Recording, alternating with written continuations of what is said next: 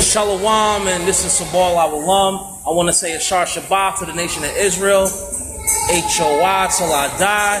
And I was going to call this video something called, I was going to keep it simple, balance. But as per a Facebook post I saw, I decided to give it another name, something a little more profound, something a little more poignant. So, bearing that in mind, the title I went with for this video is Black Men Matter. Because we do. And here's the subject I want to address in this video. The fact that in the black community, there seems to be this sentiment, there seems to be this ideology that women are these divine, benevolent beings that can do no wrong, and that men are either ATMs, human dildos, or just straight up unnecessary. And we got to stop thinking like that. We need our men in the black community just as much as we need our women. And then you have Beyonce talking about this strong, independent woman bullshit. And honestly, black women in the black community, that's honestly some shit y'all need to stop doing, black women. Stop letting Beyonce tell you how to have a relationship. Because that woman is married with one baby and got 2 more on the way. But you listen to them Beyonce songs and your single ass is miserable. And this thing about black women being so much more important than black men is also in the dating scene. Because when it comes to the black community and the dating scene, oh, Penny Genovese, what's up, girl? How you doing? When it comes to the dating scene, it seems like now, if it don't apply, let it fly. But I go on Facebook and I'm just out and about, and this is what I see and hear. The black man has to have his own house. You can't live with your mama. His own car. Well, we in New York City, so that's kind of hit or miss. He got to have a job, preferably one paying 50 G's a year or better. He got to be 6 feet tall and dark skinned with dreads, and he got to have a 13-inch rod. That's what the black man has to have in order to have a relationship. The only thing a woman has to have, FOPE, yo, Shalom, how y'all doing down there in DC? Ahabia Yasharala, Shalom Akwatha Shar Shabbat. And the only thing a woman seems to have and bring to the table in a relationship is a moist hole between her legs. And that's it. But see, the time is coming and the day is coming where that's not getting it no more.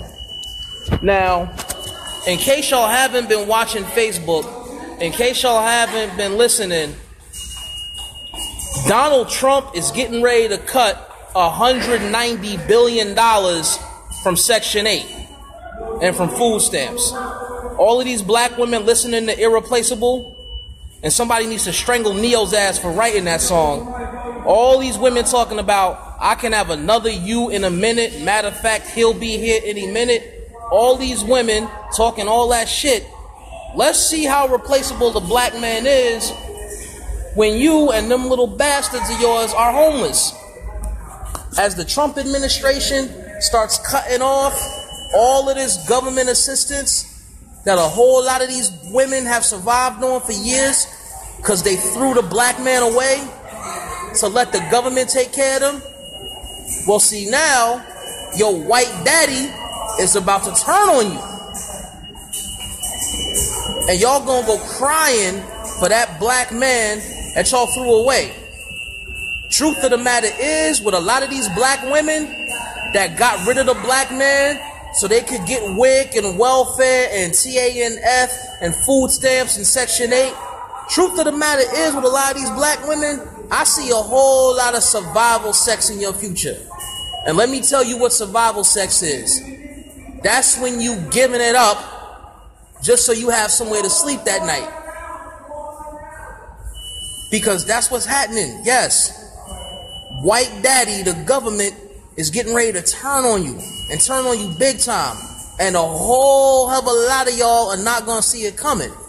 But again, that's the main focal point.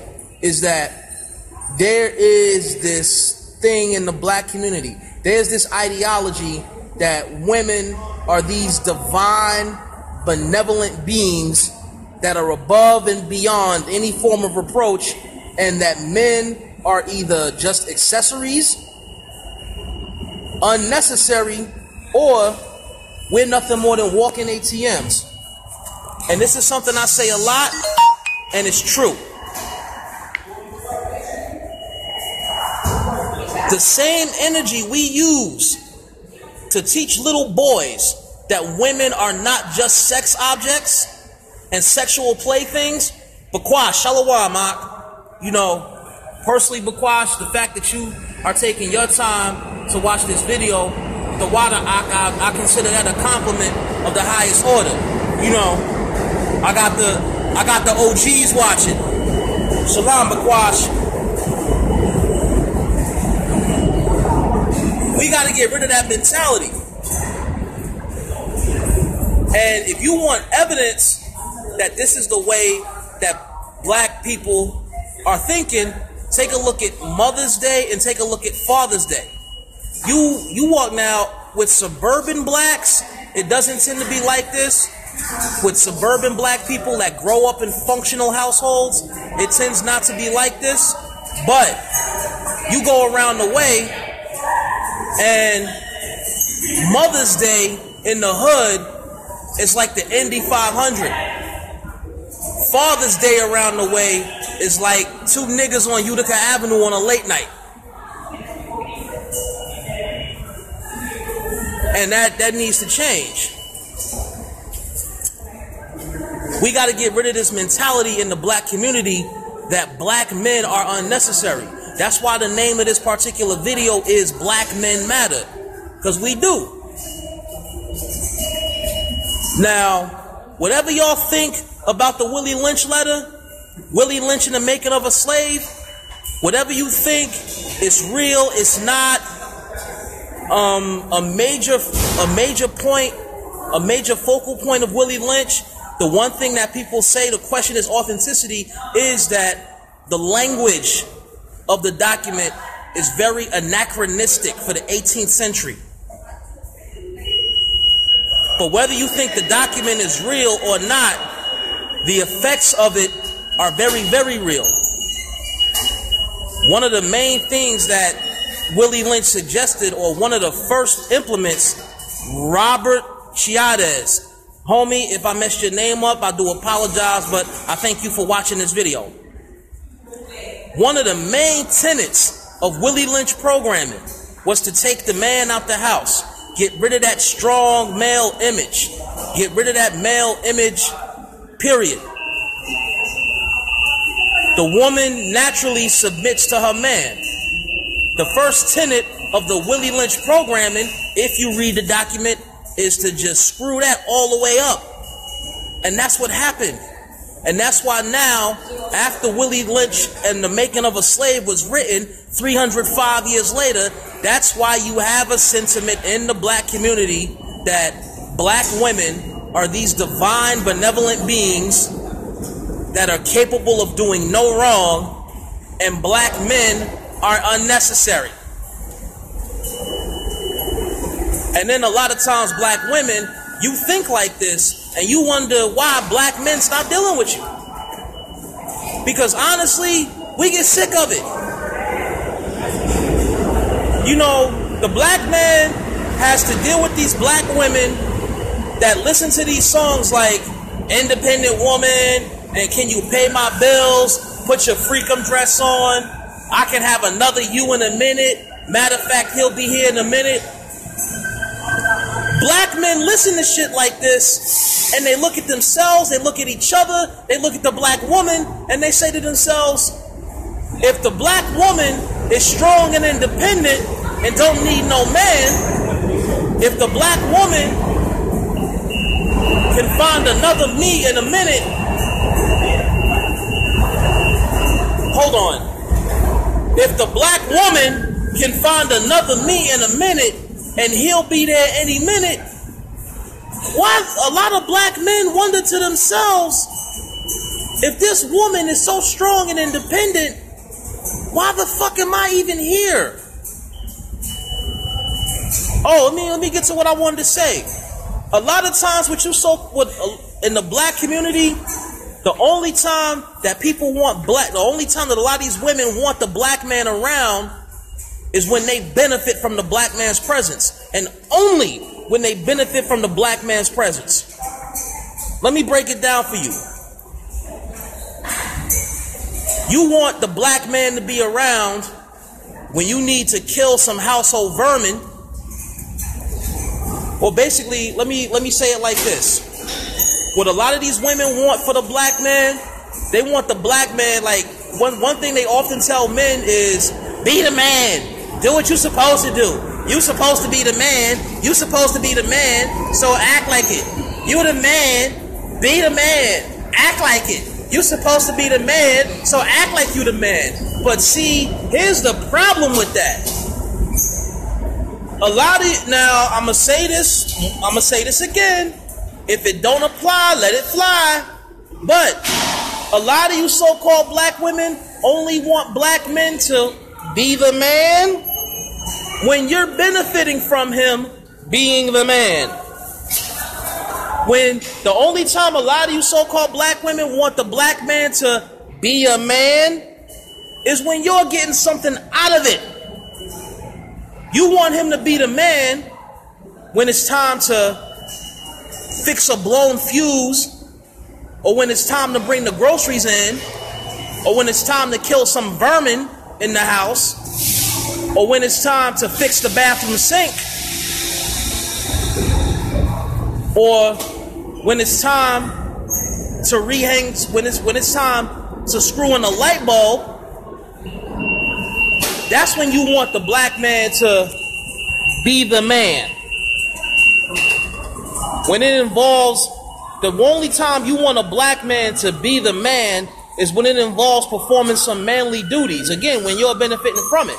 When you want him to bring the groceries in, or screw in a light bulb, or you want him to fix a blown fuse, or fix the bathroom sink, or kill a mouse or a roach, or some other vermin that then got in the house. Or, and here's the personal favorite, the only time a lot of you women want the black man to, quote, be a man. Okay.